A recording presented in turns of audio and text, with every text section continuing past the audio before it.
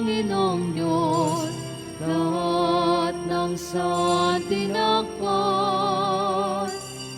Magsiyawit kayo at siya'y pagdangal magpakailanman.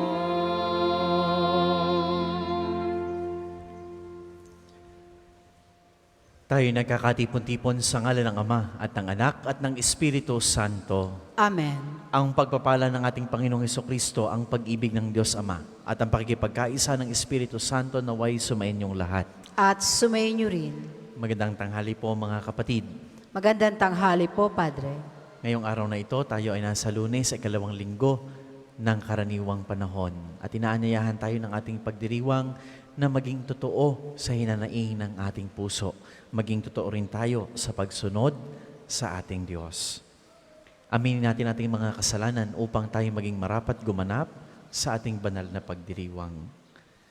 Inaamin ko sa makapangyarihang Diyos at sa inyo mga kapatid na lubha akong nagkasala sa isip, sa salita at sa gawa at sa aking pagkukulang. Kaya isinasamo ko sa mahal na Birheng Maria, sa lahat ng mga anghel at mga banal, at sa inyo mga kapatid, na ako'y panalangin sa Panginoong ating Diyos. Kaawaan tayo ng makapangyarihang Diyos, patawarin tayo sa ating mga kasalanan, at patnubayan tayo sa buhay na walang hanggan. Amen. Panginoon, kaawaan mo kami. Panginoon, kaawaan mo kami. Kristo, kaawaan mo kami. Kristo, kaawaan mo kami. Panginoon, kaawaan mo kami. Panginoon, kaawaan mo kami.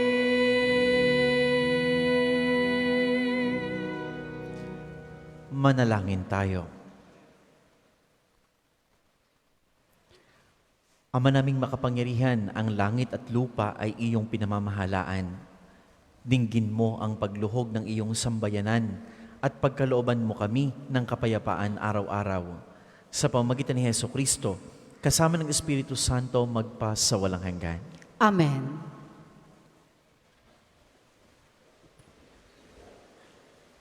Pagbasa mula sa unang aklat ni Samuel. Noong mga araw na iyon, sinabi ni Samuel kay Saul, "Pakinggan mo ang sinabi sa akin ng Panginoon kagabi." "Ano iyon?" tanong ni Saul. Sinabi ni Samuel, "Noong una, ikaw mismo ang nagpakilalang ikaw ay hamak. Ngayon, ikaw ang pangunahin sa Israel sapagkat hinirang ka ng Panginoon at pinahiran ng langis upang maging hari. Inutusan kaniyang lusubin ang masamang bayan ng Amalek at mahigpit na ipinagbiling puksain ang mga ito. Bakit mo sinuway ang utos ng Panginoon? Bakit mo pinag-imbutan ang mga ito?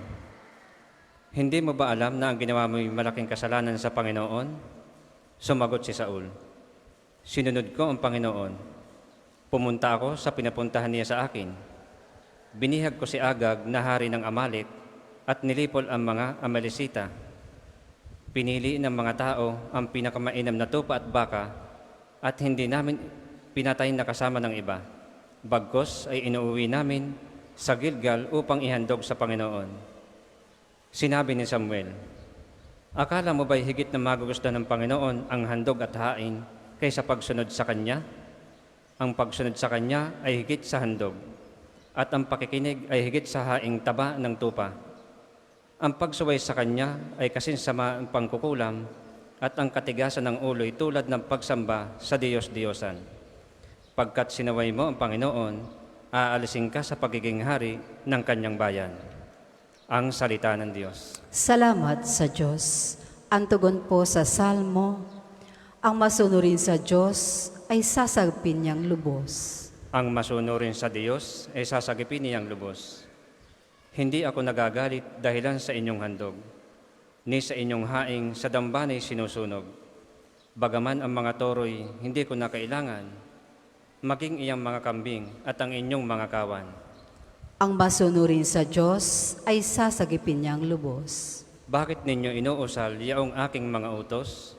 At bakit ang paksa ninyo ay sa tiban natutugod? Pag kayo ay tinutuwid, agad kayong napupuot, at niayon na tanggapin yaong aking mga utos. Ang masunurin sa Diyos ay sasagipin niyang lubos. Kahit ito ay ginawa, hindi kayo alumana. Kaya naman ang akala, kaya't kayo'y magkaisa. Ngunit ngayong panahong na kayo'y aking pagwikaan, upang inyong maunawa ang ginawang kamalian. Ang parangal na nais ko na sa aking ihahain ay handog ng pasasalamat, pagpupuring walang maliw. Akin namang ililigtas ang lahat na masunurin. Ang masunurin sa Diyos ay sasagipin niyang lubos. Magsitayo po ang lahat.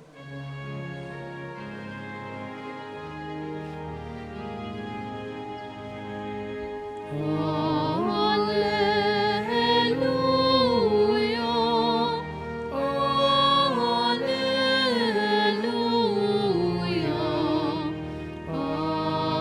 Alleluia,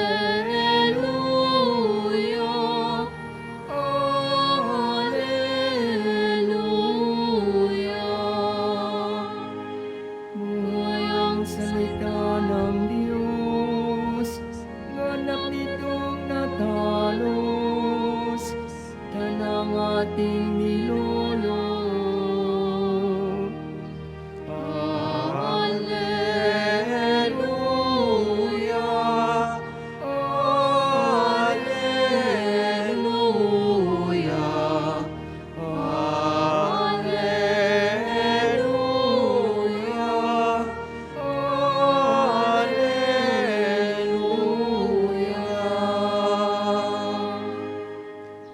Sumainyo ang Panginoon. At sumayin niyo rin. Ang mabuting balita ng Panginoon ayon kay San Marcos. Papuri sa iyo, Panginoon. Noong panahong iyon, nag-aayuno ang mga alagad ni Juan Bautista at mga Pariseo. May lumapit kay Jesus at nagtanong, bakit po nag-aayuno ang mga alagad ni Juan Bautista at ang mga alagad ng mga Pariseo, ngunit ang mga alagad ninyo'y hindi? Sumagot si Jesus, makapag-aayuno ba ang mga panauhin sa kasalan, samantalang kasama nila ang lalaking ikinasal? Hindi. Kapag wala na ang ikinasal, saka pa lamang sila mag-aayuno. Walang nagtatagpi ng bagong kayo sa lumang kasuotan. Pag-urong ng bagong kayo, mababatak ang mga luma o ang luma at lalong lalaki ang punit. Wala rin namang nagsisilid ng bagong alak sa lumang sisidlang balat, sapagkat papuputukin ng alak ang balat. Kapwa masasayang ang alak at ang sisidlan. Bagong alak, bagong sisidlang balat. Mga kapatid, ang mabuting balita ng Panginoon. Pinupuri ka namin, Panginoong Heso Kristo. Magandang tanghali po at welcome po sa Pambansang Dambana ng Santo Padre Pio. Naitanong niyo na po ba sa inyong sarili kung bakit niyo ginagawa ang isang bagay? O naitanong niyo na po ba sa inyong sarili ano ang nagbubunsod sa inyo upang gawin ang isang bagay? Marami pong bagay na ginagawa natin sa araw-araw. Minsan ay nagiging mechanical na lamang ito o minsan ay naging paulit-ulit na lamang. O minsan may mga kawang gawa tayong nagagawa. Pero naitanong niyo po ba ang kahulugan ng lahat ng ating ginagawa? Sa ating mga pagbasa ngayon at sa ating pagdiriwang, sa mabuting balita ay hindi hinahadlangan ng Panginoon, ng ating Panginoong Jesus, ang pag-aayuno ng mga alagad ni San Juan Bautista at ng mga Pariseo. Bagkus ay sinasabi niya na hindi pa naman karapat-dapat o hindi pa naman kaanya-anyaya na mag-ayuno ang kanyang mga alagad sapagkat siya ay kasama pa nila. Ano po ang ibig niyang sabihin? Ang sinasabi niya po dito ay, bakit mag-aayuno kung naandoon pa siya? O ang pag-aayuno bang ito ay dahil lamang sa pagsunod nila sa Diyos o dahil sa pagpapakitang tao? Ang pag-aayuno bang ito ay dahil sa kagustuhan nilang tunay na magbago sa kanilang buhay o dahil lamang sa sumusunod lamang sila sa batas ni walang kahulugan, ni hindi nila taos sa kanilang puso ang kanilang ginagawang ito? Kaya naman mga kapatid, ang hamon sa atin ngayong araw na ito ay gagawa tayo o susunod tayo sa Diyos ng bukal sa ating puso.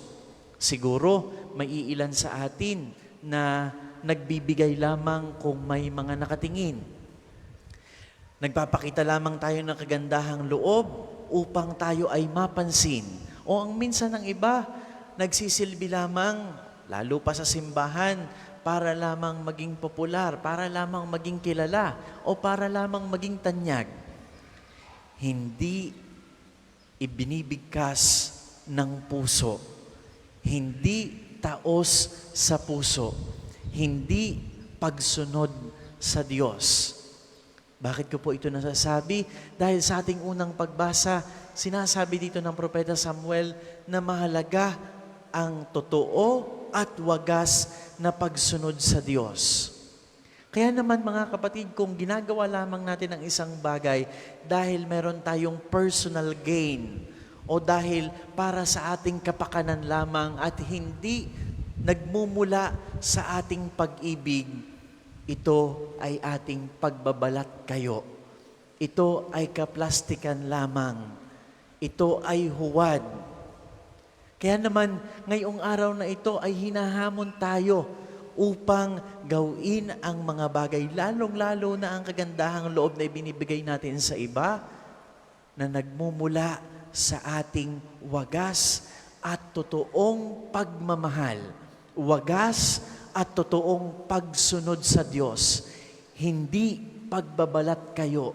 Hindi upang magkaroon ng personal gain. Hindi upang magkaroon ng katanyagan. O hindi upang maging sikat. O hindi upang maging kilala. Pero hinahamon tayo at inaanyayahan tayo na gumawa ng magagandang bagay dahil ito ay nagsisimula o nagmumula sa idinidikta ng ating puso. Ano ang idinidikta ng ating puso? Ano ang nararamdaman ng ating puso? Ano ang nagiging intensyon natin para tumulong? Ano ang nagiging intensyon natin para sumunod sa Diyos? Sa napakaraming pagkakataon ng ating buhay, nakikita natin ang kanyang pagmamahal. Nakikita natin ang kanyang pamamatnubay. Nakikita natin ang kanyang paggabay. Kaya naman mga kapatid, nawa, doon din nagmumula ang ating pagsunod sa Kanya. Doon din nagmumula sana ang pagpapakita natin ng kagandahang loob sa iba. Doon din sa parehong pagmamahal niya, nakikita ang ating pagmamahal sa iba, lalong-lalo na sa ating pamilya. Kaya naman mga kapatid, sa banal na misang ito, sama-sama tayong mananalangin na papanabaguhin sana tayo ng Diyos at nawa makasunod tayo sa Kanya dahil sa pagmamahal niya sa atin. At nawa maibahagi din natin sa iba ang pagmamahal na ito dahil tunay tayong umiibig at tunay tayong nagmamahal. Para sa maghahandog na sobre, pakihulog na lamang po sa buslo.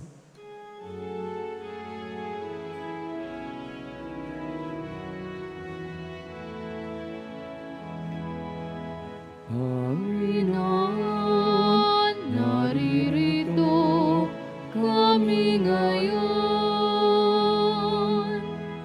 naghahandog ng aming alay. Dala namin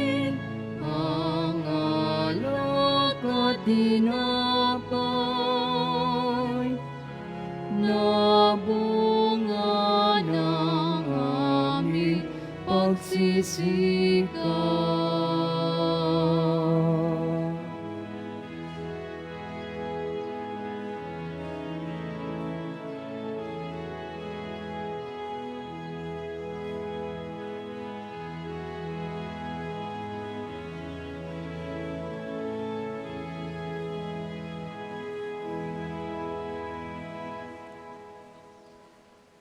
Magsitayo po ang lahat.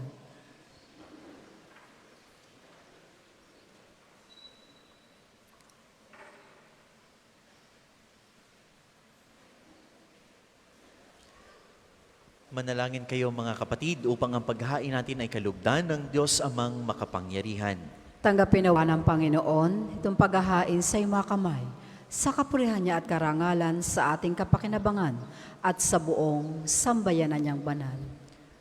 Ama naming lumikha, ipagkaloob mong marapat na ganapin ang banal na paghahain sapagkat tuwing ipinagdiriwang ang alaala ng anak mong nag-alay, ang pagliligtas niya sa tanan ay nangyayari upang aming pakinabangan.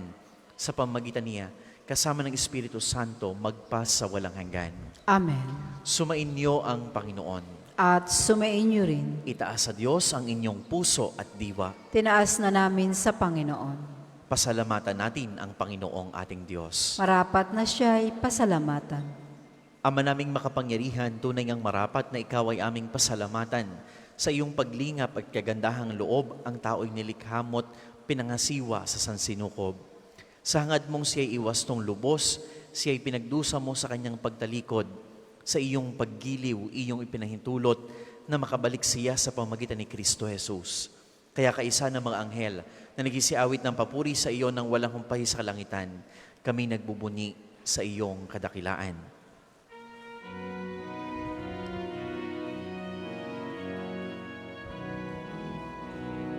Santo, Santo, Santo, Panginoong Diyos ng mga hukbo, napupuno ang langit at lupa ng kadakilaan mo.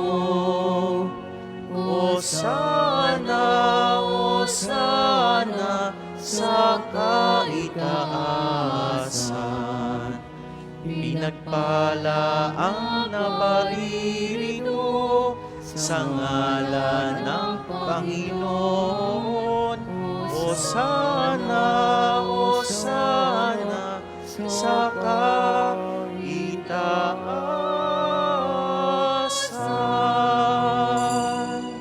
Kung hindi kayang lumuhod, manatili pong nakatayo na may paggalang.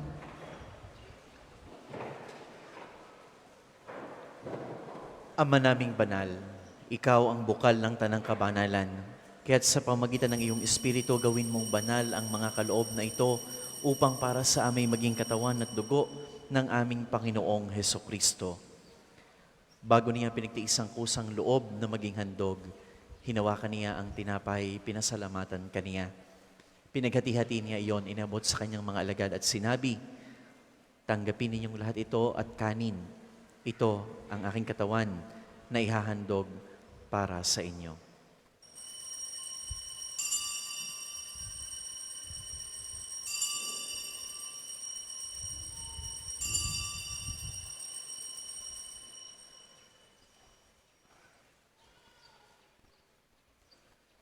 Gayon din naman, nung matapos ang hapunan, hinawakan niya ang kalis, muli kaniyang pinasalamatan. Inabot niya ang kalis sa kanyang mga alagad at sinabi, "Tanggapin ninyong lahat ito at inumin. Ito ang kalis ng aking dugo, ng bago at walang hanggang tipan. Ang aking dugo na ibubuhos para sa inyo at para sa lahat sa ikapagkapatawad ng mga kasalanan. Gawin ninyo ito sa pag-alaala sa akin."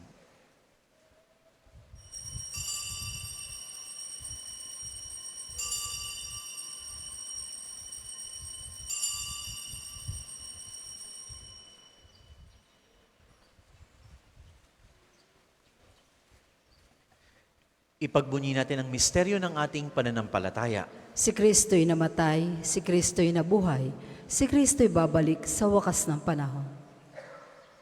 Ama, ginagawa namin ngayon ang pag-alaala sa pagkamatay at muling pagkabuhay ng iyong anak.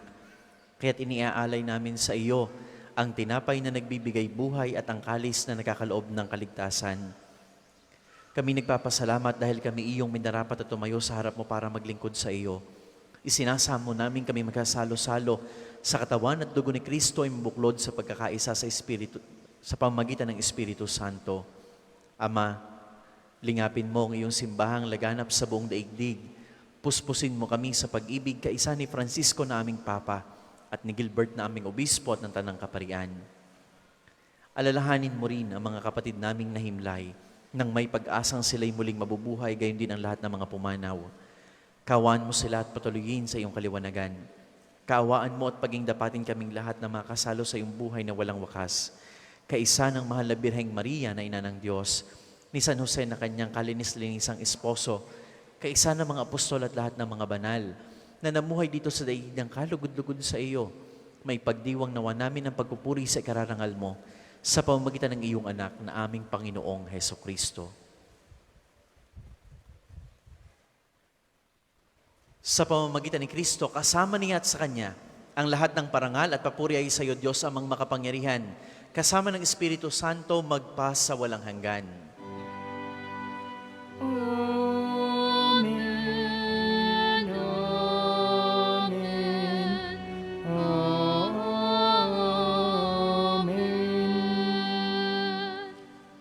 Sa tagubili ng manakagaling na utos at turo ni Jesus na Panginoon natin at Diyos bilang isang sambayanan at isang angkan, ipahayag natin ng lakas loob.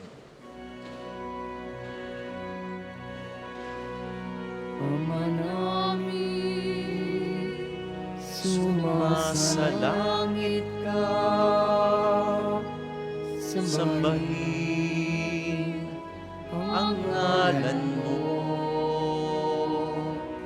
Mapasa amin ang kaharian mo, sundin ang loob mo dito sa lupa para nang sa langit. Bigyan mo kami ngayon ng aming kakanin sa araw-araw, at patawarin mo kami sa aming mga sala para ng pagpapatawad namin sa nagkakasala sa amin. At huwag mo kaming ipahintulot sa tukso, at iadya mo kami sa lahat ng masama. Hinihiling namin kami adya sa lahat ng masama, pagkalooban ng kapayapaan araw-araw, iligtas sa kasalanan at ilayaw sa lahat ng kapahamakan, samantalang aming pinanabikan ang dakilang araw ng pagkapahayag ng tagapagligtas naming si Jesucristo. sapagkat iyo ang kaharian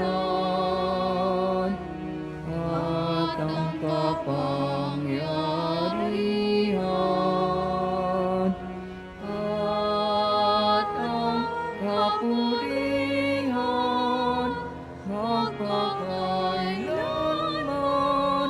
Amen. Panginoong Hesukristo, sinabi mo sa iyong mga apostol, kapayapaan ang iniiwan ko sa inyo, ang aking kapayapaan ang ibinibigay ko sa inyo. Tunghayan mo ang aming pananampalataya at huwag ang aming mga pagkakasala. Pagkalooban mo kami ng kapayapaan at pagkakaisa ayon sa iyong kalooban.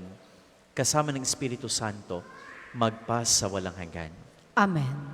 Ang kapayapaan ng ating Panginoon nawa ay laging sumainyo. At sumayin niyo rin. Magbigayan tayo ng kapayapaan sa bawat isa. Peace be with you. Kordero ng Diyos, nag-aalis ng mga kasalanan ng sanlibutan, maawa ka sa amin.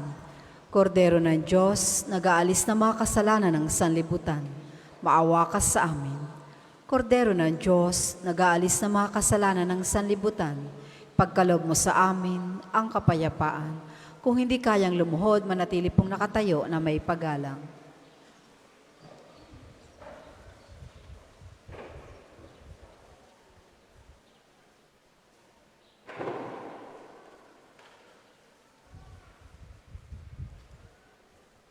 Mga kapatid, ito ang kordero ng Diyos, ito nag-aalis ng mga kasalanan ng sanlibutan. Mapapalad tayong mga inaanyayahan sa kanyang banal na piging. Panginoon, hindi ako karapat-dapat na magpatuloy sa iyo, ngunit sa isang salita mo lamang ay gagaling na ako. Ipagsanggalang nawa tayo ng katawan at dugo ni Kristo para sa buhay na walang hanggan. Amen.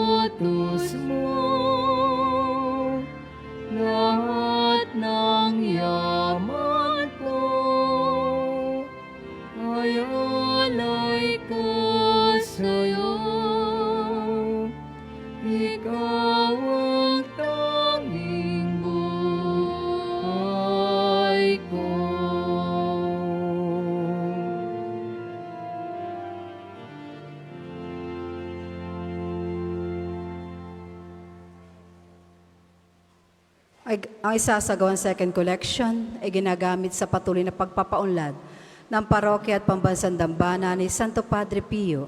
Salamat po sa inyong handog.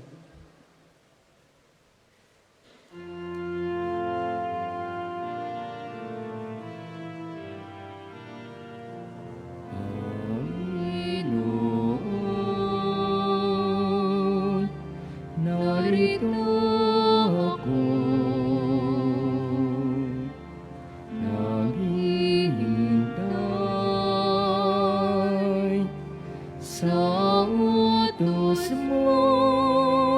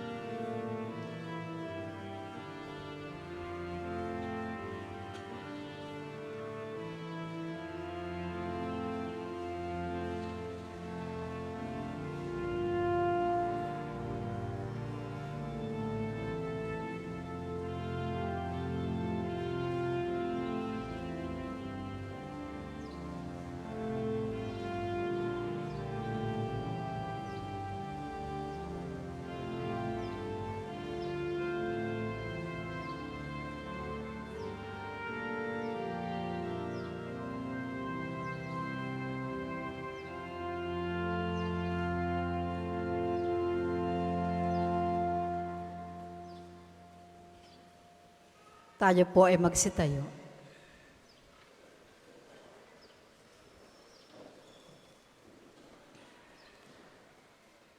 Manalangin tayo.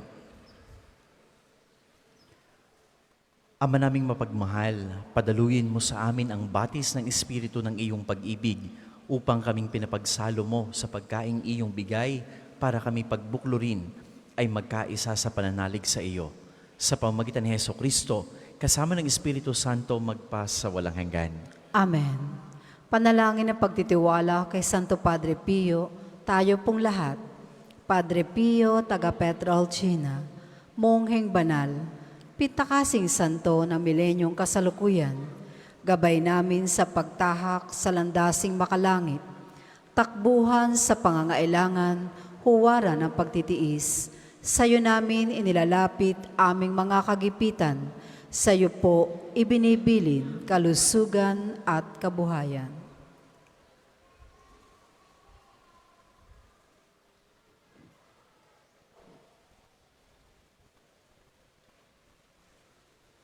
Di man karapat-dapat, kami po ay pagbigyan, bendisyonan at basbasan, maging ganap sa buhay. Lumayo nawa kami, umiwas sa kasalanan, lumapit lagi sa Diyos, maging matatag at matibay. Sa mabuting balita ng pagliligtas, turuan mo kami nawa. Sa tuwina ay makinig, magnilay at sumampalataya.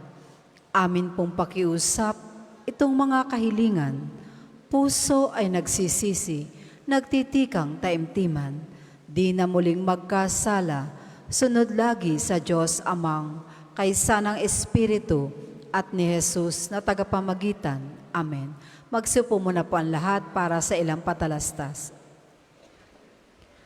Una, sa inyong pagdalaw sa pambansang dambana, mangyaring pakaingatan ang inyong mga personal na gamit. Hangad namin ang isang matiwasay at maayos sa pagbisita sa National Shrine. Ikalawa, mga kapiyo, kami po ay humihingi na inyong kaunting oras at pakikiisa para sa pagsusulat ng inyong mga pangalan at ilang detalye sa ating Pilgrims Information Record Books na makikita sa paligid ng ating mga simbahan. Ito po ay bahagi ng documentation program para sa pagpapalawig ng mga datos at turismong pangsimbahan at bilang alaala ng inyong pagbisita sa pambansang dambana. Para po sa mga balikbayan, OFW at mga kasama niyong foreigners, doon po kayo magsusulat sa International Pilgrims Record Book. Gagabayan po kayo ng ating mga tagapaglingkod. Ang susunod pong misa ay sa ganap na 2:00 ng hapon.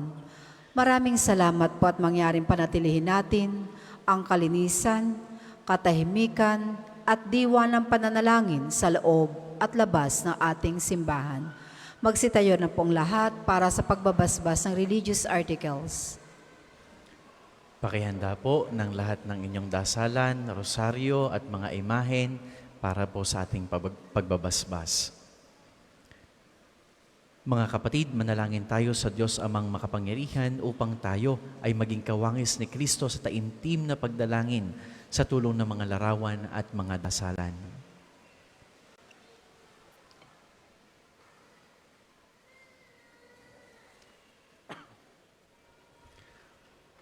O Panginoong Diyos, Ikaw ang bukal ng lahat ng pagpapala at biyaya. Ibuhos mo ang iyong bendisyon sa mga gamit na ito sa pananalangin, tulad ng rosaryo, mga imahen at mga dasalan na nagpapaalala ng iyong kabutihan, kabanalan at pagmamahal sa amin, upang ang lahat na dumudulog at magdasal gamit ang mga ito ay magtamo ng iyong awa at biyaya. Loobin mong tularan nila ang kabanalan at aral ng Panginoon at ng mga santo magpa sa walang hanggan. Amen. Ama namin, sumasalangit ka. Sambahin ang ngalan mo, mapasa amin ang kaharian mo. Sundin ang loob mo dito sa lupa para nang sa langit. Bigyan mo kami ngayon ng aming kakanin sa araw-araw at patawarin mo kami sa aming mga sala para nang pagpapatawad namin sa nagkakasala sa amin. at huwag mo kaming ipahintulot sa tukso at iadya mo kami sa lahat ng masama. Amen. Aba, Ginoong Maria, napupuno ka ng grasya, ang Panginoon Diyos ay sumasa iyo. Bukod kang pinagpala sa babaeng lahat, at pinagpala naman ang iyong anak na si Jesus. Santa Maria, Ina ng Diyos, panalangin mo kaming makasalanan, ngayon at kung kami mamamatay. Amen. Papuri sa Ama, sa Anak at sa Espiritu Santo, kapara noong una, ngayon at magpasawalang hanggan. Amen. Ama namin, sumasalangit ka, sambahin ang ngalan mo, mapasa amin ang kaharian mo, sundin ang loob mo dito sa lupa para nang sa langit. Bigyan mo kami ngayon ng aming kakanin sa araw-araw at patawarin mo kami sa aming mga sala para nang pagpapatawad namin sa nagkakasala sa amin. At huwag mo kaming ipahintulot sa tukso at iadya mo kami sa lahat ng masama. Amen. Aba, Ginoong Maria, napupuno ka ng grasya, ang Panginoon Diyos ay sumasa iyo. Bukod kang pinagpala sa babaeng lahat, at pinagpala naman ang iyong anak na si Jesus. Santa Maria, Ina ng Diyos, ipanalangin mo kaming makasalanan, ngayon at kung kami mamamatay. Amen. Papuri sa Ama, sa Anak at sa Espiritu Santo, kapara noong una, ngayon at magpasawalang hanggan. Amen. Papuri sa Ama, sa Anak at sa Espiritu Santo, kapara noong una, ngayon at magpasawalang hanggan. Amen. Papuri sa Ama, sa Anak at sa Espiritu Santo, kapara noong una, ngayon at magpasawalang hanggan. Amen.